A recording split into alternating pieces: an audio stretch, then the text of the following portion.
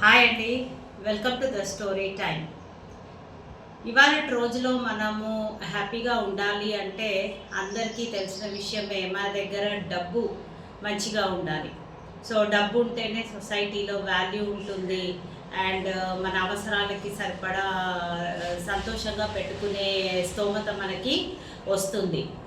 అయితే ఈ ఎలా పెంచుకోవాలి ఈ డబ్బుని అనేది ఈ స్టోరీ ద్వారా మీకు చెప్తున్నాను. ఇద్దరు ఫ్రెండ్స్ ఉన్నారు, రాము శ్యాము. సో రాము అయితే ఒక స్టైల్లో బిజినెస్ చేస్తున్నాడు, శ్యాము ఇంకొక స్టైల్లో బిజినెస్ చేస్తున్నాడు. సో వీళ్ళిద్దరిలో ఎవరు సక్సెస్ఫుల్ అవుతారో మీరే ఆలోచిద్దురు. కానీ రాము ఏం చేశాడు, తన శ్రమ తను నమ్ముకొని బాగా కష్టపడ్డాడు.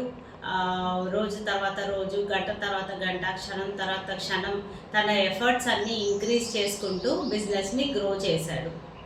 అదే శ్యాముని చూస్తే అతను పబ్లిక్ రిలేషన్స్ పెంచుకున్నాడు, తను ఎక్కువ మెంబర్స్ని తన గ్రూప్లో ఇన్వాల్వ్ చేసుకున్నాడు, వాళ్ళని ట్రైనింగ్ ఇచ్చుకుంటూ తన బిజినెస్ జర్నీని ముందుకు తీసుకెళ్ళాడు.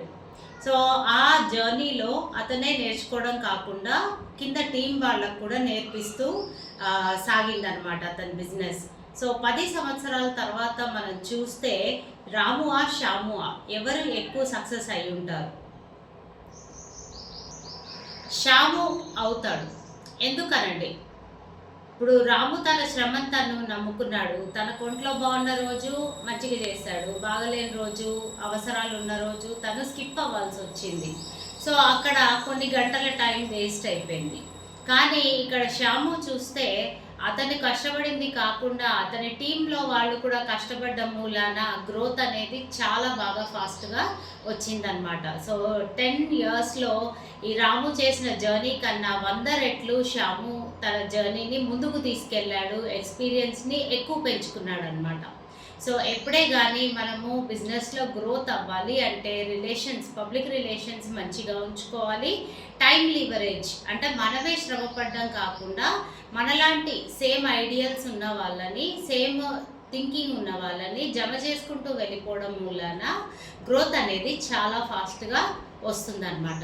సో ఇలాంటి ఆఫర్స్ కోసం మీరు ఏమైనా చూస్తున్నారంటే నన్ను కాంటాక్ట్ చేయండి. నా నంబర్ వచ్చి 9985979183. నా పేరు Chandrakala. Thank you and have a great day.